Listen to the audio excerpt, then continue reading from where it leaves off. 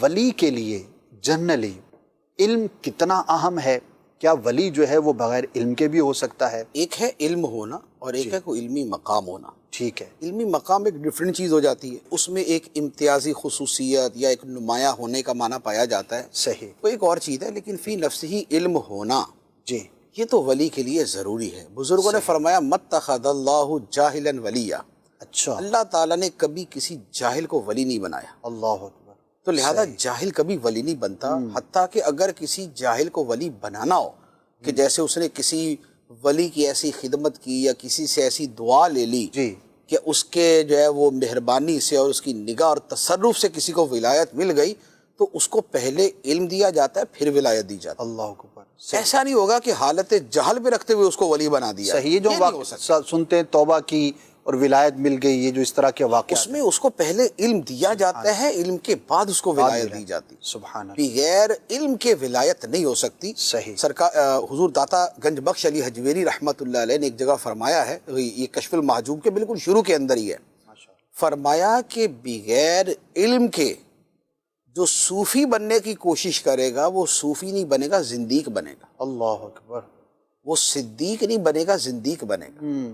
صحیح. تو یہ ہے بغیر علم کے. اسی لیے آپ اولیاء کرام کو دیکھیں نا، جی تو ان کا جو علم دین حاصل کرنا ہے اور علم ظاہر حاصل کرنا ہے، آپ کو ملے گا نہیں ایسا کوئی بھی جی کہ جس نے علم ظاہر حاصل نہ کیا. آپ بڑے بڑے معروف اولیاء کرام کا لے لیں، بے شک. سرکار غوث پاک رضی اللہ تعالیٰ عنہ کے واقعات ہی لے لیں. بے شک. آپ برسوں برس آپ نے علم حاصل کیا اور پھر پوری زندگی پڑھایا. بے شک. ٹھیک ہے. شیخ شہاب الدین سہروردی رحمۃ اللہ علیہ کا بھی آپ نے سن لیا. جی بے شک. انہوں نے علم الکلام پڑھا تھا، پھر سرکار غوث پاک سے فیض لیا، پھر علم پڑھا. آپ ان کی کتابیں دیکھ لیں، کتاب ہی بتاتی ہے کہ کتنی آیتیں، کتنی حدیثیں اور کتنی علم کی باتیں لکھی ہیں اس کے. ٹھیک ہے. اچھا، آپ خواجہ معین الدین چشتی اجمیری رحمۃ اللہ علیہ کا آپ حالات پڑھ لیں ان کے. بے شک. علم کے اندر انہوں نے کم از کم 10 سال سے زیادہ کا عرصہ گزارا. اللہ اکبر. اس کے بعد وہ اس طرف آئے. اچھا، اسی طرح جو ہے آپ کیا نام ہے ان کا، نقش بندیوں میں لے لیں. اب مجدد ثانی رحمۃ اللہ علیہ نقش بندیوں کی جو بہت معروف ہستی ہیں، کہ قریب کی ہستی میں عرض کر رہا ہوں جی. تو آپ ان کو دیکھ رہے ذرا ان کا علمی مقام کیا ہے. مکتوبات پڑھ کے میں آپ کو یقین کروں، میں عرض کروں کہ مکتوبات کو اچھا خاصا جو عالم ہے نا جی، وہ اگر سمجھ بھی جائے نا تو وہ یہ سمجھے کہ اس کی فضیلت ہے. اللہ، اس کو سمجھ آ گئی ہے، اتنا کچھ لکھ دیا ہے. اتنا علم ہے اور اتنا باریک علم ہے، اور اس کا اکثر تعلق علم ظاہر کے ساتھ ہے. ایسے وہ بیان کرتے. اب جو ولی کے لیے علم ہونا ہے اس کو جداگانہ اگر آپ دیکھیں تو دیکھیں، عقیدہ صحیح ہونے کے بغیر تو ولی نہیں ہو سکتا. تو گمراہ تو ولی نہیں ہوگا. بے شک. کہ جس کا عقیدہ صحابہ کے عقیدے کے خلاف ہو، جس کا عقیدہ امت کے عقیدے کے خلاف ہو، جس کا عقیدہ نبی پاک علیہ الصلوۃ والسلام کی سنت اور حدیثوں کے بیان کردہ چیزوں کے خلاف ہو، وہ تو ولی نہیں ہو سکتا. اچھا، جب گمراہ آدمی ولی نہیں ہو سکتا تو گمراہ آدمی ہوتا ہے جہالت کی وجہ سے. ایسا ہی. صحیح عقیدہ کہاں سے پتہ چلے گا؟ صحیح عقیدے کا پتہ چلنے کا نام علم ہی تو ہے. بے شک. صحیح عقیدے کا پتہ چلتا ہے یا قرآن سے یا حدیث سے یا جو آئمہ دین ہے انہوں نے جو بیان کیا. تو لہٰذا عقیدہ جو ولی کے لیے سب سے پہلی چیز ہے، سب سے پہلی چیز ہے، وہ بغیر علم کے آتی نہیں. نمبر 1. نمبر 2، ایسا ولی تو نہیں ہوگا سوائے مجذوبوں کے. ایسا ولی نہیں ہوگا کہ جو نماز نہ پڑھے اور ولی بن جائے، بے شک، روزے نہ رکھے اور ولی بن جائے، حلال و حرام کی پرواہ نہ کرے اور ولی بن جائے. تو اب جس نے نماز پڑھنی ہے تو اس کو نماز کا طریقہ اور اس کے فرائض و واجبات اور سنن و مستحبات سیکھنے پڑیں گے.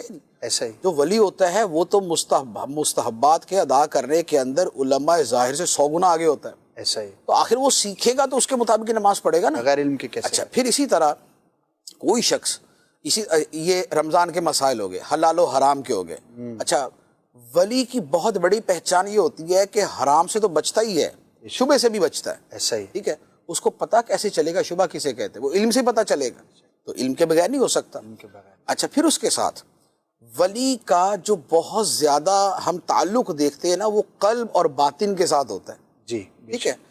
قلب اور باطن کے ساتھ کیا مراد ہے کہ قلب اور باطن سے جو رذائل ہیں، جو بری خصلتیں ہیں، تکبر، حسد، کینہ، حب دنیا اور اس طرح کی جو چیزیں ہیں یہ نکل جائیں. اس کی جگہ صبر، شکر، توکل، قناعت الحب للہ والبغض فی اللہ اور محبت الہی اور رجوع الی الآخرت اور لقاء الہی کا شوق، یہ چیزیں آ جائیں جی یہ والی، تو یہ کیا اس کو خواب کے اندر آ جائیں گے؟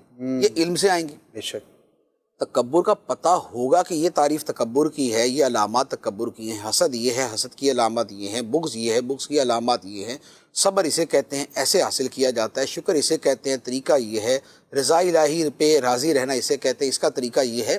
یہ ساری کی ساری چیزوں کا تعلق علم کے ساتھ علم ہے۔ کے ساتھ تو لہذا وہ جو علم قلب ہے وہ ولی کو آئے گا تو اس کا راستہ آگے بڑھے گا، ورنہ یہ تو اس کی علم قلب جو ہے یہ تو سب سے بنیادی سیڑھی ہوتی ہے، اس کے بغیر تو ولی آگے بڑھ ہی نہیں سکتا۔ تو لہذا یہ علم آنا بھی ضروری ہے۔ تو یہ جو بنیادی علم ہے نا، عقیدے کا علم، اس کے ساتھ جو فرائض کا علم ہے، واجبات کا جسے ہم فرض علوم کہتے ہیں جو اس کے متعلق ہوتے ہیں، جی تیسرے نمبر پہ جو علوم قلبیہ ہیں، اس میں بھی فرائض کا علم شامل ہو جاتا ہے، علوم قلبیہ، جی یہ سب آتے ہیں تو کوئی بندہ ولی بنتا ہے، ورنہ عقیدے میں غلطی کرے گا تو ولی نہیں بنے گا، گمراہ ہوگا، گمراہ ہو جائے گا۔ اگر وہ فرض نمازوں میں غلطی کرے گا وہ ولی نہیں بنے گا، وہ فاسق بنے گا۔ فاسق ہو جائے گا۔ اگر علوم قلبیہ کے اندر وہ غلطی کرے گا اور معاذ اللہ اس کے دل میں تکبر ہے یا انانیت ہے یا اس میں حب جاہ ہے، اگر یہ چیزیں اس کے دل میں ہیں وہ ولی نہیں بنے گا، اس کو بھی مرید بننے کی ضرورت ہے۔ صحیح۔ تو یہ چیزیں ہوتی ہی درست تب ہے جب علم ہوتا ہے، تو لہٰذا علم جو ہے یہ ولی کے لیے بنیادی شرائط میں سے۔ پھر جب ولی بن بھی جاتا ہے اس کے بعد بھی ولایت جو اصل شروع ہوتی ہے وہ تو کہتے ہیں معرفت الہی کو، معرفت الہی، ولایت نہ معرفت الہی کا ہے، معرفت اور علم ایک ہی چیز ہے،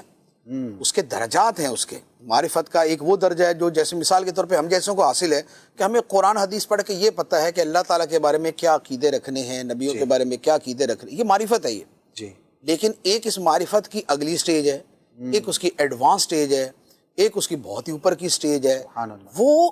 وہ جو معرفت ہے وہ علم ہی ہے، اللہ اکبر۔ تو لہٰذا ولی بغیر علم کے نہیں ہو سکتا۔ ہاں، یہ یاد رکھنا چاہیے کہ یہ ضروری نہیں کہ ولی جو ہے کوئی مفتی صاحب ہی ہو، کوئی محدث ہی ہونا چاہیے، کوئی مفسر ہی ہونا چاہیے، صحیح۔ باقی علوم میں مہارت اس کو ضروری نہیں ہے، صحیح۔ لیکن وہ علم جو اس کا عقیدہ درست رکھے، گمراہی سے بچائے، جو اس کو فرائض و واجبات پر عمل اس کا صحیح کروا دے اور اس کے اپوزٹ کا ارتکاب نہ کروائے، جو اس کے دل سے رذائل ختم کر دے اور فضائل اس میں داخل کر دے، ایسا علم جو ہے، اتنا علم ولی کے لیے بہرحال سبحان اللہ۔